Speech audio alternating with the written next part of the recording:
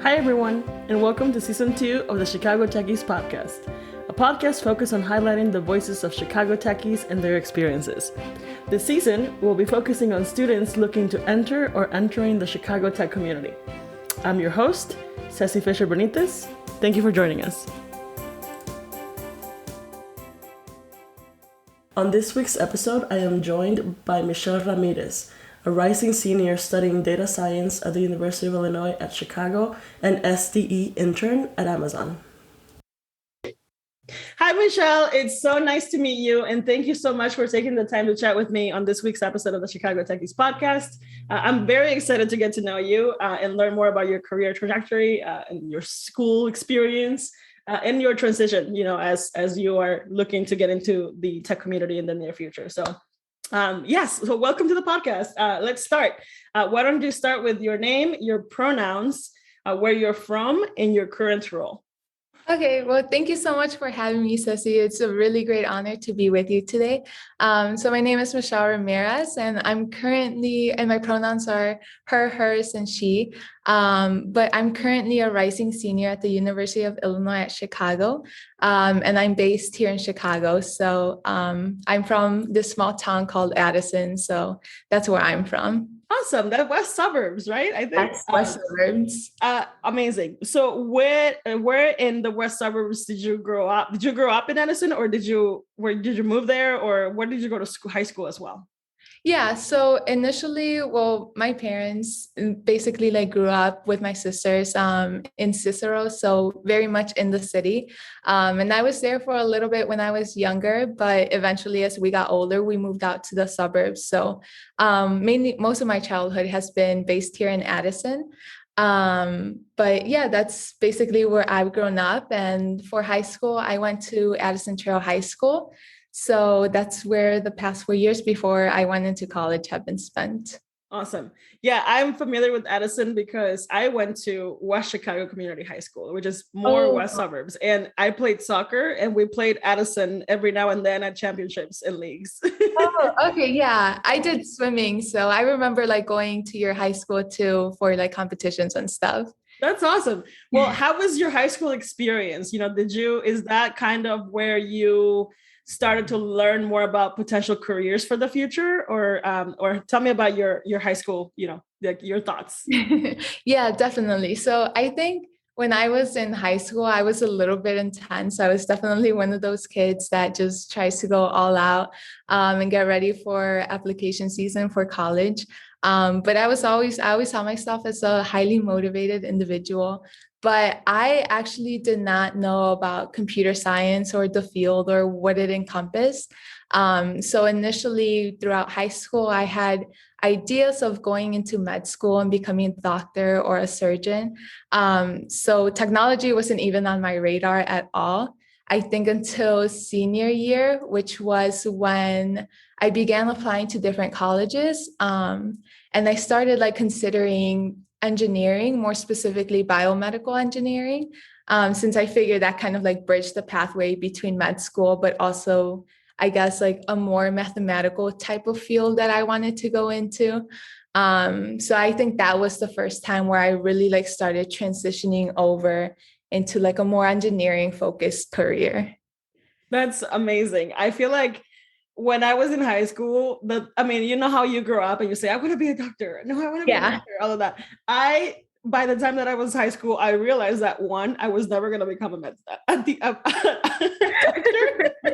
And two, maybe teacher, but I am impressed that you were still considering like med school and even biomedical engineering. That's awesome. I think personally, my own bar was way too low. So we all have our different standards and stuff. So yeah, I know. So when you obviously you were applying to school, you decided to go to USC, right? That's the school you went to. Yep. When did you decide to make a decision about your major? Well, I guess when I got the offer. So I had actually applied mainly when I was going through the Common App, they give you the list of choices. And I don't really know how I ended up with biomedical engineering, since it wasn't kind of like, I don't think I really realized that that's what I was going to be doing until like when I was filling out the application. And even then, I still kind of had no idea what it really encompassed. But I think like once I started applying to schools and you're taking a look at their program pages, I thought that it was a really good like intersection of being able to like want to help people out, but also like at the same time creating and using math every day in your life. So that's something that I think really went into my decision. Yeah, I hated math. Math was not for me. I just did not want to do anything remotely close to math. Yeah. So whenever I hear, there's been a couple of guests that I've talked to that just love math and science, and that's what they wanted to do. And I'm like, yeah, we're so different. No, well, like, oh, well, like initially I hated math too. So I think like freshman year, I took my geometry class and I would always feel like I was always falling behind everyone else. Even like because we did like this flipped classroom thing. So you would take notes at home, but do homework like in class. And I think like I think we're all familiar with like imposter syndrome, but I feel like that's where it first started, like kind of developing, because I would just notice that I would fall behind a lot. And I would like frequently like ask my friends for help and stuff. But I think once I got to like my senior year, I ended up taking BC calculus. And I think there is when I really like started putting in the effort and I realized, oh, okay, maybe I can do this and maybe it's not as bad as I thought it was. So yeah, fair. So you are now a senior. You're going to start your senior year in college, right? So for the first, I guess I'm going to take you back like the last 3 years, when you first set foot at UIC, what was, kind of like how did you deal with your first year and second year? Like, let's say, like, were you still kind of like, no, this is what I want to do. I want to go into like engineering, or did you have any doubts? Like, how was your experience, I guess, in the first couple of years before deciding that this is the path I want to go? Yeah. So I still remember walking into my very first engineering class, which was bioengineering 101. And I remember walking in and there was like a whole group. Well, it wasn't a large class, but it wasn't small either. But I just remember feeling like I really did not like belong at all, which was again, that imposter syndrome showing up. I think eventually one of my friends was in that class as well. So we just worked on projects together. But even then, whenever it came to like coding or programming, even if it wasn't like a really big part of the project, I still felt like I was falling behind a lot and I would panic by like comparing myself to other people. But then eventually, I don't know, like I think you just kind of get not used to it, but I think you really like once you start completing more projects and gaining more experience and learning more, it just kind of adds to, oh, okay, maybe I can do this after all. But I actually didn't end up staying as a biomedical engineer. So I recently just transferred over into a new major that our school is offering. So I'm now officially a data science major. And it really came down to after my first year, so after my freshman year in the summer, I forgot, I was listening to a podcast actually, but I remember it was using like artificial intelligence specifically for wildlife conservation or just like environmental conservation. But I heard that one of the professors was actually at our school. So I reached out to her and tried to see if I could get involved in her research. And I think that was really like the first stepping stone that really was like, oh, okay, like this is a viable field that I'm actually interested in and I really like it and want to grow. So I think that was the first like pivot where I started moving in and leaning into the computer science aspect of it. Yeah. So and pardon my ignorance, because I'm also not super familiar with like data science and if there is programming involved. So I know that you mentioned that you took obviously there was some programming involved in some classes. So I know that R is a language that is mostly used around data analytics. So tell me about that experience. Like, what are your the programs that you're using, the languages that you're learning and stuff that kind of complement your data science background? Yeah. So initially, like the very first introduction that I had to coding was in my bioengineering classes.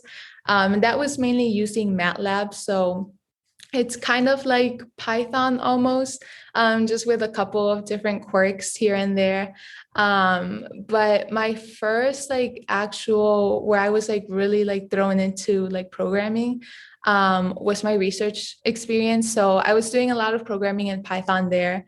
But other than that, ever since then, so yeah, like you said, like a lot of data science, I think a lot of people like don't really realize how much programming there actually is in data science, because a lot of the times, yeah, it is like generating like statistics and numerical analyses.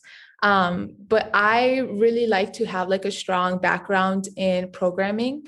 So that's what I kind of like focused on as well. So I think a lot of the times we're using, like you said, R, we're also using MATLAB, Python, SAS, SQL, all those kinds of programs. So just kind of like being able to learn and get better, even if it's just like in one language, I think it definitely helps learning or picking up different kinds of languages as well.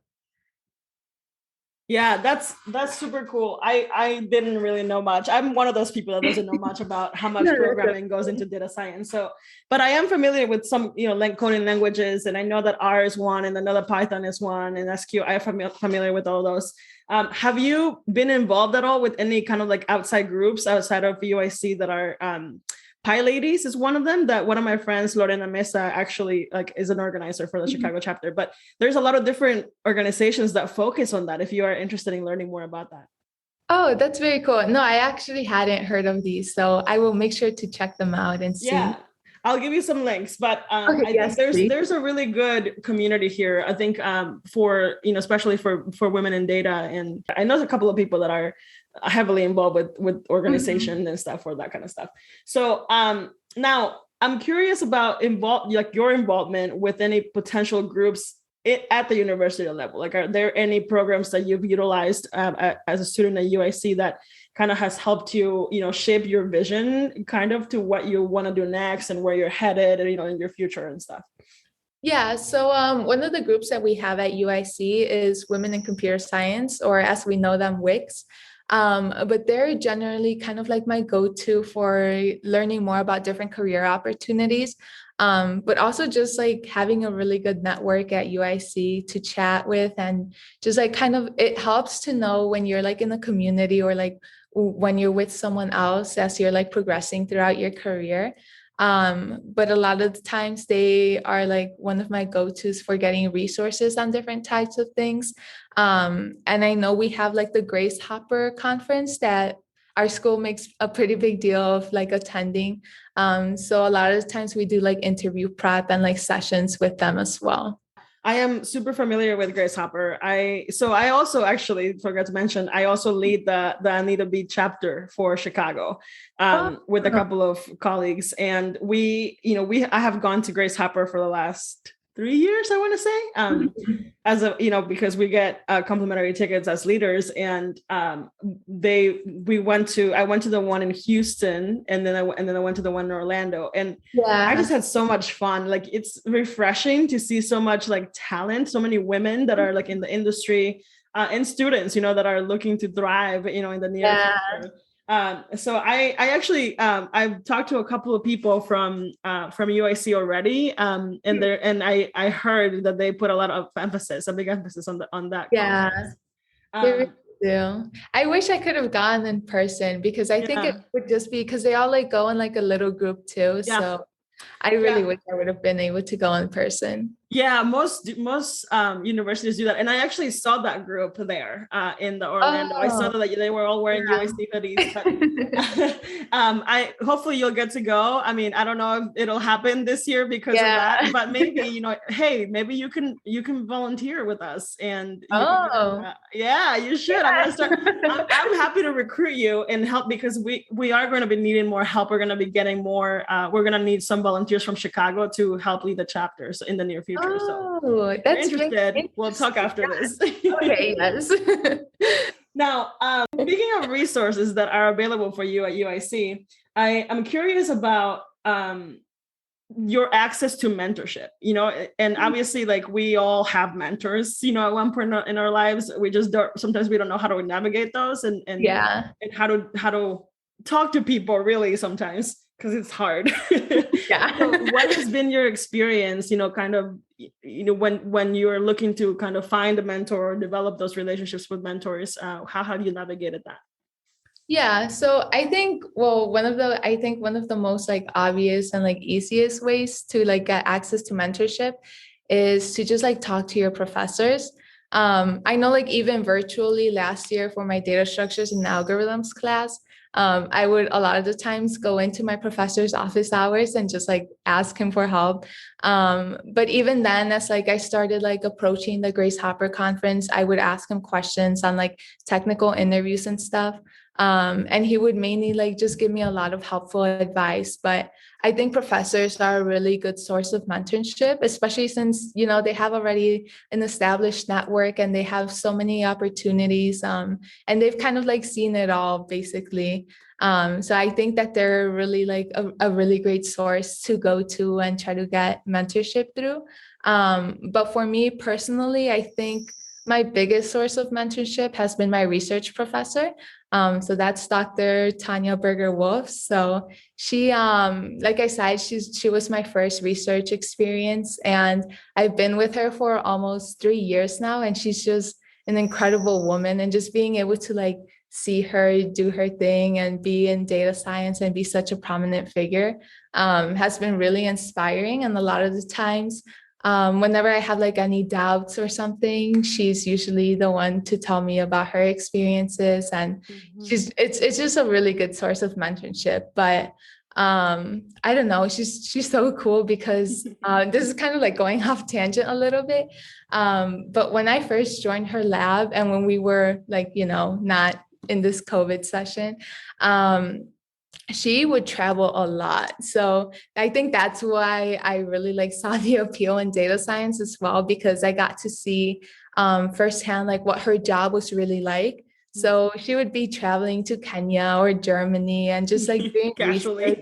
Yeah, like she would be like, oh, I'm out of the office for 2 weeks, but I'll be back. I'm going to Kenya or something. And I'm like, I want that kind of lifestyle in the future. So it's just like really inspiring to be able to like see from her and just learn from her, and also be able to like provide research for her.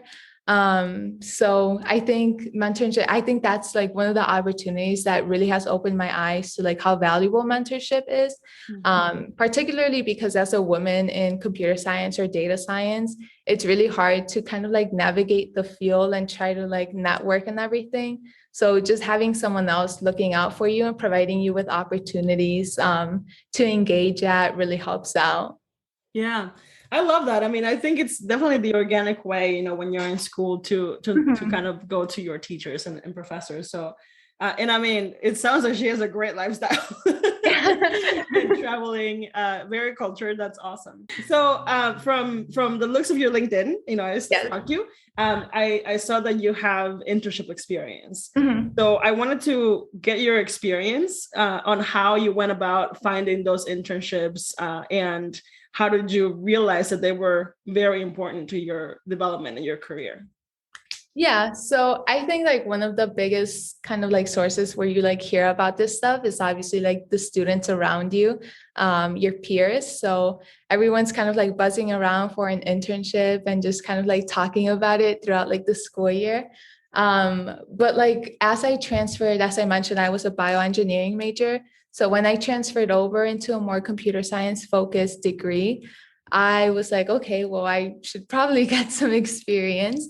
But I didn't really know when. So the thing is with a lot of like tech internships, you have to start applying in August, September. That's typically recruiting season.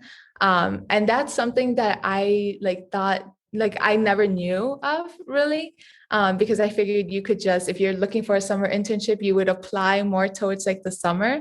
But that was not the case. So I think one of the biggest like resources that really helped me in like navigating how to actually get an internship was my school network, I would say. So I mentioned Wix before.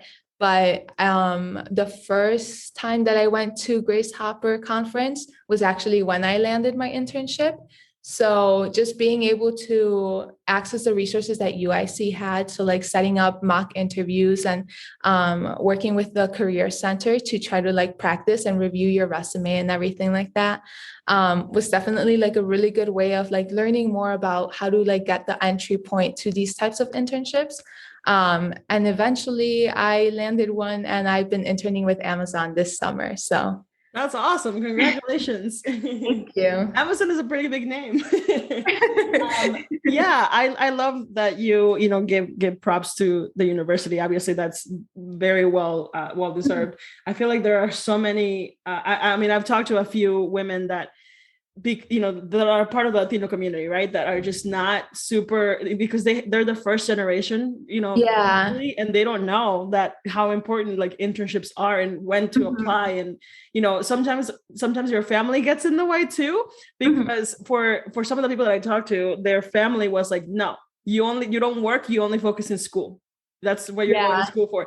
And I think that's a big misconception that we need to address, because parents don't know that, you know, like the that's not necessarily the best advice. Like, you know, you do need to work, you do need to have that experience over the summer, or, you know, but they expect you to just like do school only, and then when you come home you can work at your local store or whatever. But that's not necessarily how it works. Yeah. That's definitely if I can like chime in here for a minute. Please. But that's definitely something I feel like I don't know if I am considered first generation. Well, but my parents are like, they came from Mexico to give us like, you know, a better future. But so I have two older sisters. So I've kind of like seen them go through the university process and getting a career and everything. But I'm the first one in my family to actually pursue a career in technology. So a lot of this stuff was really new for me. So just like navigating it was a little hard. Without the resources, I would imagine would be harder.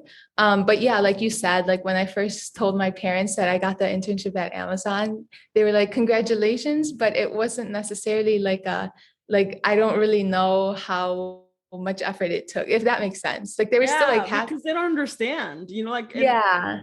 And I think that is when it becomes a responsibility to explain, you know, to let them know that all their hard work and all their sacrifices are paying off now. And it's like, look, here I am. Yeah, I mean, that's awesome. I love that. I think it's super important to have these types of conversations with our parents, for sure. My mom is still to this day has no idea what I do, but that's fair. That's fine. You know, like she just knows that I'm doing really well, and you know that, you know, I'm happy. Like that's all really that they care about.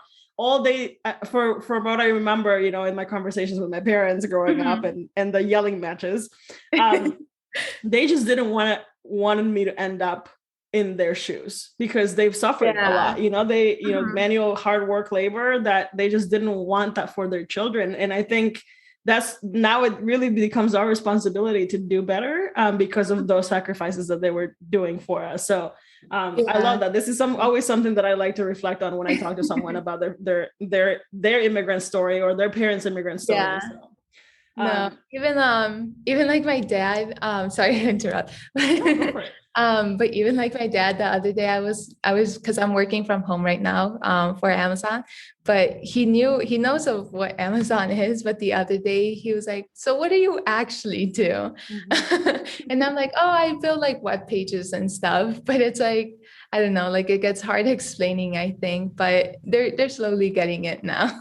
Yeah, you should actually do, like, at the end of it. This is just like my, you know, I would do something like this. I would like put together like a PowerPoint and then share with them.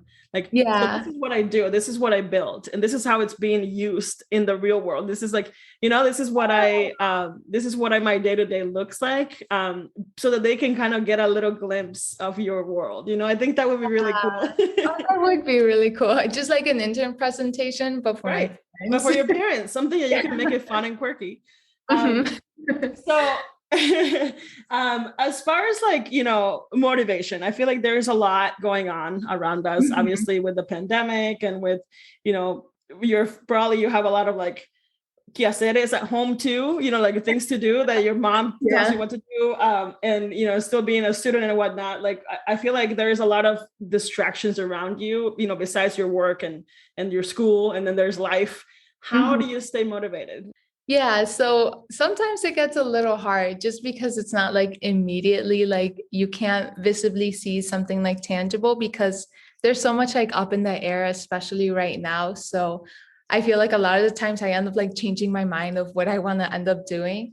But I don't know, I feel like just having like a vision of like where you eventually want to see yourself end up is really helpful for me, especially when it's like those long days, and I'm doing homework or I'm like working or something, and I'm just like ready to like throw the towel in and call it a day. I think a lot of it is just like seeing other people's stories too is really like inspiring, and being able to see like what kinds of careers they're pursuing and where they're going in life, I think is really helpful. And being kind of like, oh, that's what I eventually want to work for, or like that's what I eventually want to do. So I think a lot of the times it's more like just being able to get inspiration from other people. But yeah, like you said, it does get kind of hard, like balancing it. I don't know. I feel like, especially like when we went back, obviously we had to like transition to a remote platform and like have school be virtual and everyone just be home for quite a bit. So I think that first transition period was kind of like a learning task, especially because I live at home with quite a big family. So a lot of the times whenever I had meetings or something, I'd be like, oh, I have a meeting, no one talk. So it's just like really funny to see how like we've adjusted and everything. But I think like just being able to be home has made me appreciate having my family in my life. Especially because a lot of the times I tend to get bogged down in my study work and just kind of like focus on that. So just having them and being able to like take little breaks in between definitely helps me stay motivated and not burn out so quickly. No, yeah, I absolutely agree. I mean, it was a whole shift, with the pandemic, and adjusting to things and working from home. It's funny because when the pandemic started, I actually was unemployed, and I found my job. I started my job in June. I was laid off back in December before the pandemic, but I was already like at 2 like final stage interviews in March, like that week of March, and then it shut down. And then they told me, never mind, like we can't, we're in a hiring freeze. So I basically went almost 6 months with like unemployed until June. That's when I found my job at Code for America, because I was at Code for America for almost a year before I transitioned to full-time in Latinas in Tech. But I remember just explaining to my parents that I am now going to be working from home forever. Well, not forever, but for at least because Code for America is based in San Francisco, but they're remote. They're very remote friendly. So I got a job there, and I told them like, oh yeah, my company is in San Francisco, but I'm going to be working from Chicago in my house. And they're like, how did they take it? How does that work? I mean, obviously they don't really like quite understand anyway what I was doing. And they're just like, okay, well, as long as you're happy and making money. Like spending for yourself, And we're good. Yeah, we're like, that's cool. I mean, I guess, like, when are you going to go to an office? And I'm like, well, if I get a co-working space, then I'll go to an office. But she's like, do they want you to go to San Francisco? I'm like, no, they don't want me to move. Because I'm like, are you going to go to San Francisco? There were just so many questions. They're like, where are you going? Were those 6 months scary for you? Yes, very scary. Obviously the first, like I actually was really excited when I left my old job, like when I was laid off. I was like, I'm going to take my time. I have enough saved. I'll be okay to just in 3 months, I'll find something. And so I was pretty chill, like all of January, like, this is going to be fine. And then February, I'm like, okay, time to start like interviewing and whatnot. And then I started interviewing in February, and then I was supposed to get 2 offers, like that first week of March, but because I thought they went great, and I had it. I just had to decide which one. And everyone else can go home. I know. And then that was like literally the Thursday, my Thursday before, like that Friday, Chicago shut down. Yeah. So my last interview was that Thursday, and then Friday shut down everything. And then by Monday, when I was hoping to get an answer, or an offer, it was like radio silence. And then I was starting to get a little like nervous, because I'm like, okay, maybe this pandemic has something to do with this, like this COVID thing is having something to do with it. We didn't know it was a pandemic yet. And I was like, well, maybe like next week for sure. And the next week came, and then like it got worse. And, then we started hearing hiring freezes. Yeah. So, and everyone started freaking out. Right. That's when I heard from both of those organizations, and they're like, we're so sorry. Like, we're being put on a hiring freeze. So we can't offer anything right now. I was devastated, because that meant now that I was back to square one, and I had stopped really interviewing elsewhere. So because then they all went on a hiring freeze. But quickly after, I think the month after, or like a couple of weeks after, I was so sad. After a couple of weeks, then I started looking again for different places that might be still hiring. And that's when I came across Code for America, like through Techies, actually, through a post. They were looking for a senior software engineer. But then I always click on the organizations that are hiring anyway, and look up through the roles. And that's how I'm like, what is Code for America? This sounds interesting. And then I found this whole world, and I fell in love with it. But it was really difficult. Everybody at one point may go through it. And it was just, but I just kept my cool. And I'm like, you know what? I'll be fine. Like, I'll be fine. Yeah. I think that really helps too. And then I think just like having like a kind of like a sense of like everything will turn out okay, or something is meant to be, I think a lot of the times helps as well. Yeah. Okay. So transitioning back to you. I agree, but back to you. What has been the most challenging thing about your college experience, and then transitioning to this career like path that you'll be done with school soon, and you'll be, you'll be entering the workforce to this date, I guess, whether it's a college challenge or internship challenge, whatever you want to share. What has been the most challenging for you? The most challenging is trying to like settle down on like what exactly I want to do.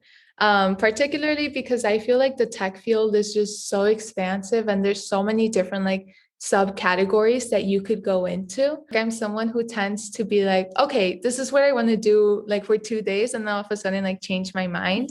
But I think just like trying to like settle down on a specific like career trajectory, or like try to go into a specific subdivision of technology is something that's particularly a challenge for me. So just my main indecisiveness, I think. But also, I don't know, I feel like a lot of the times when you're applying for different categories, it gets kind of hard to just like go through so much rejection, I think, and just kind of like not take it to heart. Especially when you think you have like the qualifications and everything, and then turns out there was like someone better for the role. So just like, I think staying resilient throughout the whole process, and like keep going, and like actually like gathering the energy to pick yourself back up and start applying again and start looking, I think sometimes gets a little challenging. Yeah, I think that has been a pattern that I'm seeing with a lot of like the early career students, that are looking to transition. I think they've mentioned how that application experiences for either internships or their first entry level role is just draining because of all the rejection. And to be honest, I feel like for people that are in the industry, when they're looking to do a shift and go somewhere else, I think they face a similar thing. The whole recruiting process is just really difficult, right? Like it's just it's never really like it's never an easy path. Yeah. Now, I kind of want to touch really quickly on what you noted about, the challenges that you face when you with your switching your mind and where you want to see yourself.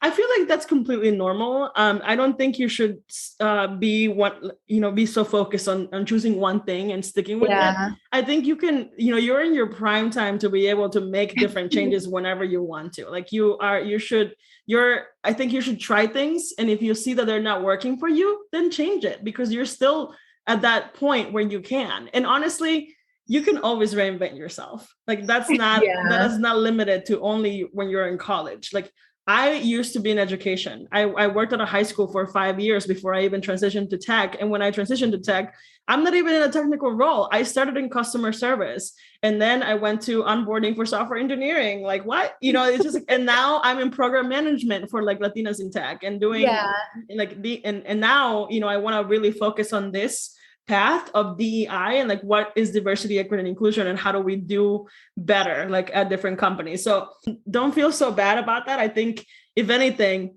make your mind, change your mind more. As much as I can. Yeah. Honestly. I feel like the more diverse your experiences are, I feel like eventually they all kind of like feed in, or like they're more like interlocking or something like that. So I don't know. Yeah, no, I mean, seriously, you are at a perfect time to make changes and redesign yourself and reinvent yourself and decode yourself as many times as you want. Thank you. That's reassuring to hear. Yeah.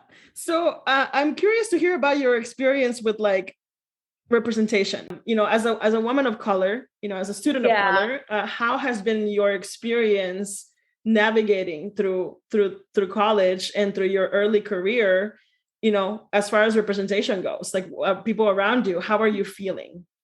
Yeah. So that's definitely something that I think was kind of hard to process a little bit at first, especially since you don't really see yourself. A lot of the times the tech community is notorious for having this, but you don't really see a lot of Latinas in STEM. And a lot of the times in my classes, they're 200-person classes. You don't really see even then a lot of Latinas in there. And I go to a very diverse school, so I would expect a lot more, but even then it's still very limited. So a lot of the times it does get kind of like lonely, I would say, just because you like a lot of the times I do wish that I had someone like me so I could share my experiences, or they would understand my narrative a little bit better. But when you do find those people, it's kind of like you run to them and you're like, I am going to be your friend. So like even then, like also like throughout like the Latinas and tech community, it's like really refreshing attending their events, just because you're provided with a whole platform of Latinas that are doing the same thing as you, and you can like share your experiences. So it's really refreshing to be able to just have like a community that can listen to you and understand you without having to like explain yourself or feel weird about your experiences. Yeah. Well, I appreciate that low-key shout out to Latinas in Tech. But I think I think those communities are super important, for representation and for and just for, I don't know, giving us confidence that there are others like us, maybe not in our city, maybe not in our classroom, but at least they're out there and they're doing the same type of work that we're doing. So I love that. And I appreciate you.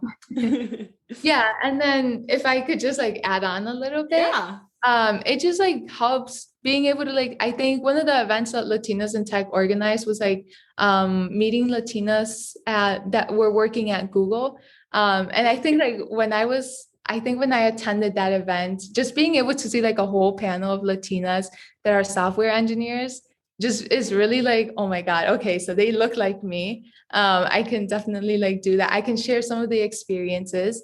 But it's just very motivating to be able to like see them and be like, that's what I want to be in the future. I love that. I moderate that panel. Really? That was me. Yeah, I was moderating that panel, and my best friend Jimena was part of that panel. And Oh. yeah, and my friend Mika, and like people that I know, people in my network. I was the moderator for that. I'm so glad you enjoyed it. Yay! No, yeah. I remember I was like rushing because I think I just finished like working out or something. I'm like, I cannot be late to this. I have to attend this.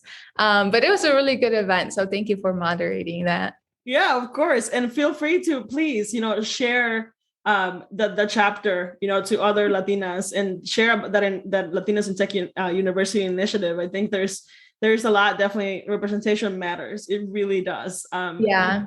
To empower, school like students that they can keep going and they can reach their goals. I think that's Mhm. super important. So what excites you more about, ending your senior year career and then transitioning to the real world, if you will, and joining, starting your career in data science? Like, what are you so excited about?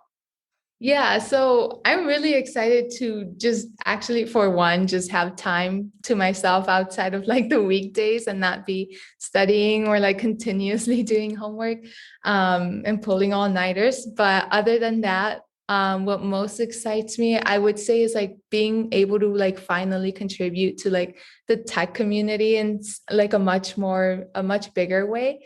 But particularly what I want to go into is artificial intelligence and machine learning. So hopefully looking into that. But yeah, I would just say like being able to contribute and being able to be a part of a much larger community, and just keep learning throughout my career, even if I'm not in school. A lot of the times companies or laboratories where you choose to work have a lot of like knowledge sharing sessions or different kinds of invites where you can go and network with other individuals. But I would say just being able to like contribute something, create Yeah, I love something, that. what I've learned. Yeah, I love that. I think that's super valid. That's something that you're feeling. It feels like a sense of accomplishment. That, that now you're going to be contributing to something powerful. Mhm. That's great. And also, it's always great when you have more time to yourself. Yeah. When you actually pick up a book that you want to read, as opposed Yeah. to something that's been on your, on And your reading school. is a hobby and not an assignment. Yeah. Now, this question kind of goes line like hand in hand with that. But Yeah. what are some of your goals for the future? Um, I don't know. I feel like I'm very ambitious. And so I kind of have like a bunch of different goals.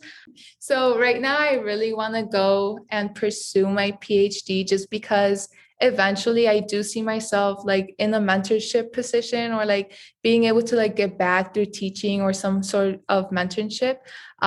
So eventually being able to get my PhD and just be a professor and also help out like other students navigate through this like career lifestyle.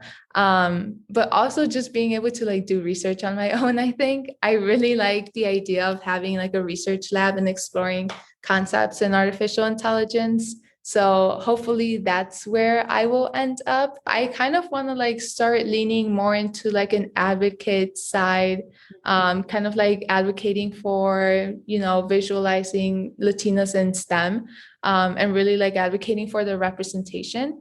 So there were a couple of like programs that I was looking into, but I think mainly what I want to be able to like contribute or some of like my goals, as far as my career is concerned, is just being able to develop for humanity or just for good, just being able to develop for good, and code different applications to help solve some of our most like challenging concepts that we have at the moment. Yeah. I mean, I would recommend you checking out Code for America. Yeah, I was going to ask you what that exactly was, but if you want, we can take it after. Yeah, we'll take it outside, but it is civic tech. It is coding for good. It is doing a lot of things for good. So you should definitely check that out. Well, I'll tell you more about their fellowship programs too for Okay. recent grads. But that's awesome. I love hearing that when you have that you want to. I think we all start with that dream. Yeah. With wanting to change the world, and we all are in our own ways. I think we all have those paths still alive. So I love that you're passionate about making a difference. I know that you're still, a senior and you're finishing up, but if you had one piece of advice to share with either other students or other entry level, like, folks that are looking to begin their careers, what is that piece of advice you would share? Yeah, so I think it kind of goes in like two ways, but the first piece of advice would be to find a mentor, especially if you're like early in your career field. I think a lot of the times you really benefit from having someone who's already been through it and just being able to like hear their experience and having them guide you through what can be a complicated process in terms of like gathering experience or pursuing different career avenues. But also just like really focus on the community around you, I would say. Whether that be your like peers or your fellow students in your class, your friends, and even your family. I think we're all people. And I think after the pandemic, I think we've all kind of like gathered a newfound sense of appreciation for the people in our lives. So just remember to like take different breaks throughout like your study sessions that you do at school. But really take the time to slow down and appreciate the people around you, I would say, because a lot of the times that will definitely help you keep going. And yeah, as I said, just get involved, be on camp, participate in campus organizations, stuff like that. Yeah, no, absolutely. That is very important advice. I think we all oftentimes have to remind ourselves to breathe and to slow down and really do stop to appreciate one another and what we bring to the table, especially when it's your family as well. Like, like everything changes in the blink of an eye. I mean, obviously we're going through this pandemic right now and some of us lost people that we care for. So yeah, I think it's super important to really just slow down and be patient with yourself, be patient with your family, appreciate your family and whatnot. So I love that. Yeah. Now, for anyone that might want to connect with you, whether that's like social media or LinkedIn, like where's the best place to reach you? If you want to share any kind of links. Yeah, well, I guess I do have LinkedIn. So if you want to connect with me, I'm on there as well. It's just Michelle Ramirez. But I also have Instagram, although I've been kind of like on like a social media cleanse. So I don't really go on there too much. So I would say, yeah, either one of those two. So LinkedIn or Instagram would work. Send me the links and I will make sure to add them to the show notes so that people have access to them. Well, thank you so much again, Michelle. This has been super lovely. Thank you so much for joining me in the podcast. I really appreciate it. And I know that you're going to do great things. I am excited to see the rest of your career and where you go. But please keep in touch. And thank you again. Thank you so much for having me. It's been a pleasure to be on here. All right. Well, we'll talk soon, okay? Yes. Okay. Bye-bye. Thank you for listening to this week's episode of the Chicago Techies podcast. If you enjoyed listening, don't forget to subscribe, share, and leave a review on iTunes. Let's continue the conversation on Twitter and Instagram. Follow us at Chicago Techies on all social media channels. Thank you again, and we'll see you in 2 weeks.